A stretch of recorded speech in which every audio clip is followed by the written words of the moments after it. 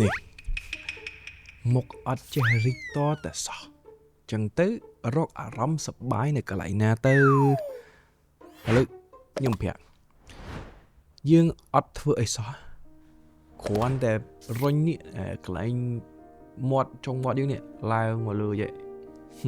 ខ្ញុំប្រាប់អារម្មណ៍សប្បាយមិនតិចបាត់ហើយគ្រាន់តែប៉ុណ្្នឹងហើយពេលខ្លះទៀតបើយើងទៅជុំមិត្តភ័ក្តិទៅអីសើចសប្បាយហាហិតតែអារម្មណ៍ល្អហេតុអីពីព្រោះនៅពេលដែលយើងភ្ញោចបន្តិចហ្នឹងមានអរម៉ូនពីរបញ្ចេញមកពីខ្លួនយើងមួយគឺ dopamine ពីរគឺ serotonin អាពីរហ្នឹងវាជួយឲ្យអារម្មណ៍របស់យើងនេះល្អស្រស់ស្រាយមែនតើអញ្ចឹងហើយកុំឧស្សាហ៍ធ្វើមុខកម្ៅចឹងពេកកុំធ្វើមុខ sad អញ្ចឹងពេកសើចហើយបើថាសើចម្នាក់ឯងគេថាឈួតតែបើយើងសប្បាយចិត្តក៏សើចផ្លែតសិនទៅធ្វើឈួតដើម្បីសប្បាយចិត្តបន្តិចទៅណោះអញ្ចឹង